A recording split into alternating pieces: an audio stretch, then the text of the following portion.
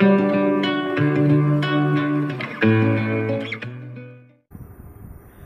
everyone, this is Preeti Ghosh with another educational video of class 4 chapter 3 reproduction in animals. Today we are going to discuss the exercise question of this chapter. If you haven't seen the explanation of this chapter, the links are given in the description box. And if you are new to my channel, do consider subscribing it and press the bell icon to get notified. So, without further ado, let's start with today's class. Section A, choose the correct answer. Question number 1.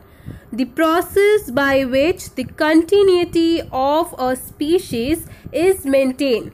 कौन से process से किसी एक species की continuity मतलब उसका रहना मतलब वो हमेशा सर्वाइव करता रह रहा है, उसके बाद उसकी एक और प्रजाति आ रही है, ऐसा उनके स्पीशीज कंटिन्यूटी बरकरार रहती है. That process is called reproduction. So option B, reproduction is the correct answer. Question number 2. In birds egg embryo gets nourishment through. Bird का जो एग होता है उसमें जो एम्ब्रियो होता है उसको नरिशमेंट कहाँ से मिलता है? Answer is yolk. Okay.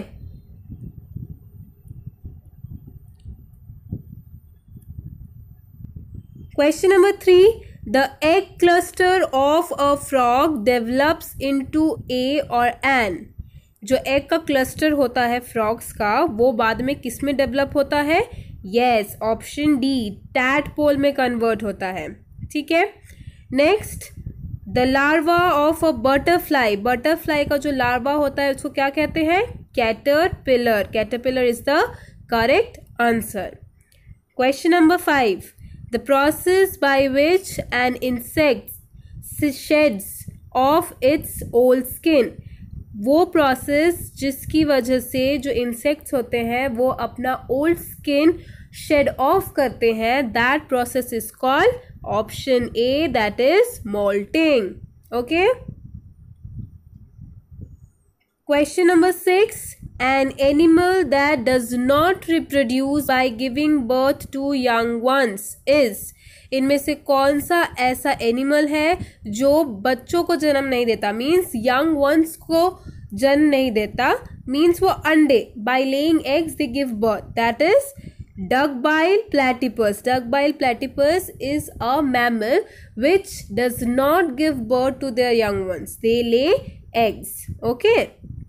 Now moving on to question number 7. A marine mammal among the following is. इनमें से कौन सा मेराइन मैमल है?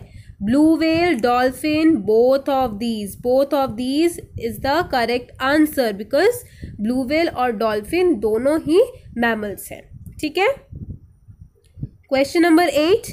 The group of animals that takes the best care of its young ones is.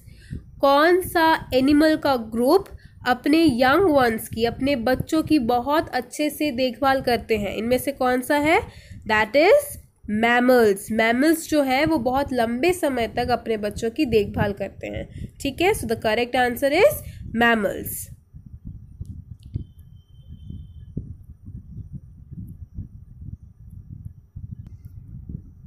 Question number 9. The statement not true about mammals. इनमें से कौन सा statement mammals के लिए सही नहीं है? सो इनमें से C, option number C is not correct, that they are cold blooded animals. Mammals जो होते हैं वो वार्म ब्लडेड एनिमल्स होते हैं. रैप्टाइल्स या दूसरे एम्फीबियंस ये सब जो होते हैं वो कोल्ड ब्लडेड एनिमल्स होते हैं. ठीक है. बट जो मैमल्स होते हैं वो वार्म ब्लडेड एनिमल्स होते हैं. सो इनमें से ये question option number C is the false statement about mammals. ठीक है. Then question number 10. Insects reproduce by. Insects इनमें से कौन से तरीके से रिप्रोड्यूस करते हैं? Answer by laying eggs. Laying eggs is the correct answer. ठीक है. Now let's move on to section B which says give short answers. In that, question number 1, what is reproduction, हमको रिप्रोडक्शन का जस्ट डेफिनेशन लिखना है, ठीक है। सो reproduction is a process by which living organism produce another one of their kind, of their own kind. So reproduction वो process है जिसकी मदद से एक लिविंग ऑर्गेनिजम्स अपने ही तरीके का, अपने ही जैसा एक और पैदा कर सकता है। That process is called reproduction, ठीक है।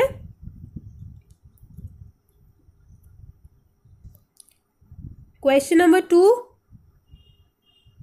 Okay, question number 2, why do animals reproduce, animals reproduce क्यों करते हैं?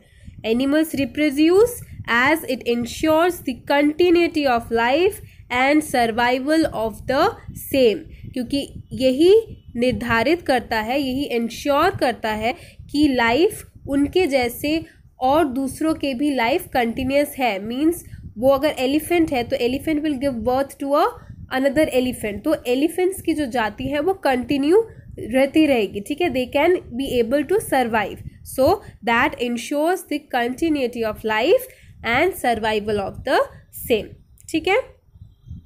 व्हाट इज मोल्टिंग, मोल्टिंग क्या प्रोसेस है? The process of shedding the old skin is called moulting, वो प्रोसेस जिसकी मदद से पुरानी जो स्किन होती है उसको शेड ऑफ किया जाता है, उस प्रोसेस को कहते हैं मोल्टिंग, ठीक है। Question number 4, what helps an embryo to nourish inside a bird's egg? So the answer is yolk present inside the egg helps an embryo to nourish inside a bird's egg. तो yolk मदद करता है egg में उस बच्चे को nourish करने में, ठीक है। एम्ब्रियो जो उसमें एग के अंदर जो एम्ब्रियो है उसको नरिश करने में कौन हेल्प करता है? यॉल्क हेल्प करता है, ठीक है। Question number 5, why do birds sit on their eggs? हमने देखा है कि बर्ड्स क्या करती हैं, when they lay eggs they then sit on their eggs, तो वो वैसा क्यों करती हैं? Why do they sit on their eggs? Answer, birds sit on their eggs to keep them warm, उसको गर्म रखने के लिए, ठीक है। Section C, answer the following questions. First question, explain the life cycle of butterfly. Support your answer with a diagram. हमें life cycle of butterfly बताना है, उसको एक्सप्लेन करना है और उसका एक डायग्राम ड्रॉ करना है। So here you can see the diagram of butterfly life cycle or life cycle of a butterfly, and here is the explanation. We have read the detailed explanation in our previous parts. Once again I will let you know that. What is it? First क्या होता है, जो young ones है वो hatch करता है, means वो बाहर आते हैं from the egg in a different, that is different from that of adult. adult से बहुत different वो दिखते हैं, ठीक है। वो होते हैं लार्वा। अब बटरफ्लाई का जो लार्वा होता है उसको क्या बोलते हैं? कैटरपिलर, ठीक है, उसको बोलते हैं caterpillar.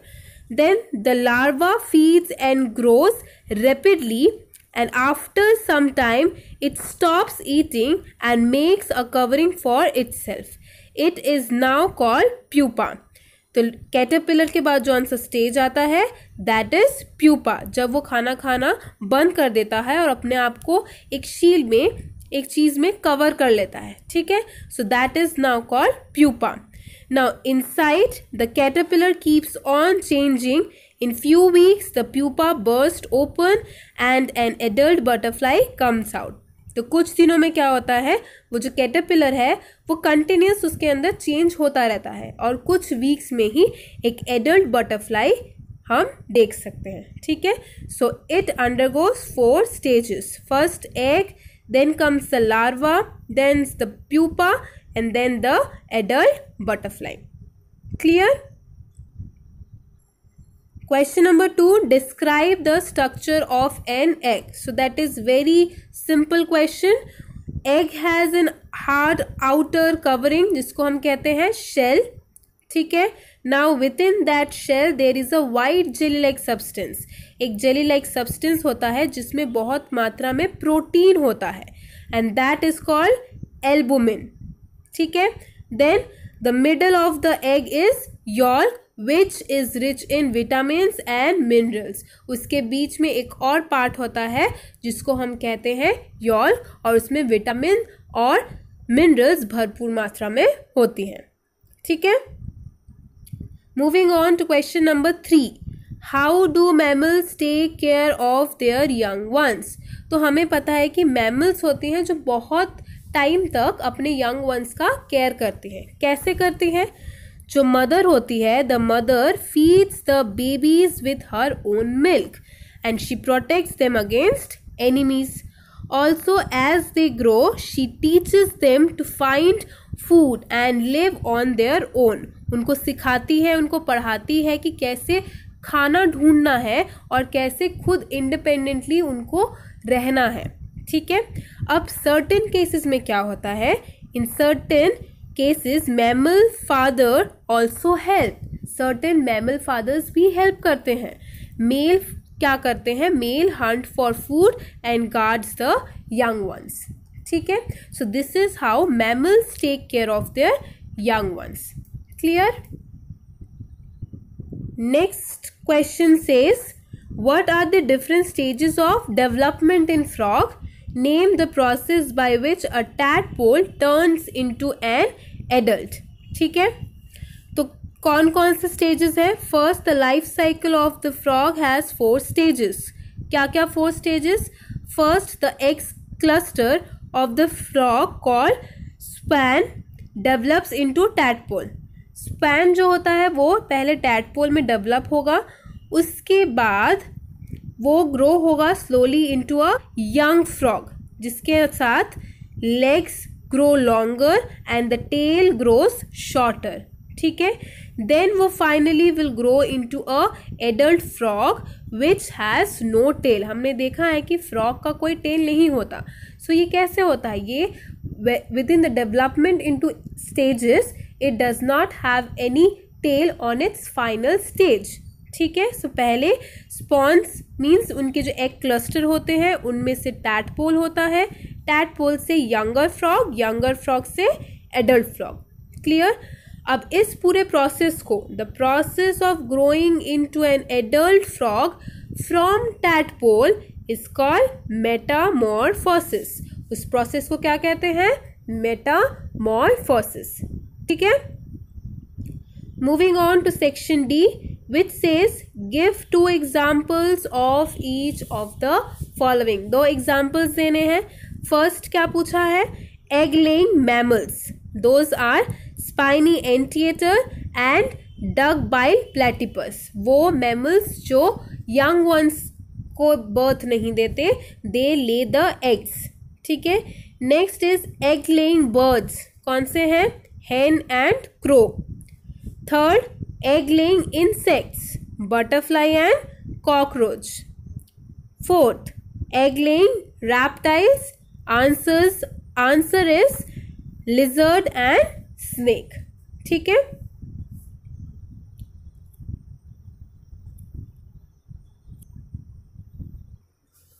So students, that was all about today's video, and this marks the end of this chapter. In our next video, we will discuss another chapter of class 4. And yes, you can also follow me on my Facebook page. The link is given in the description box. So stay connected, stay tuned, and thank you.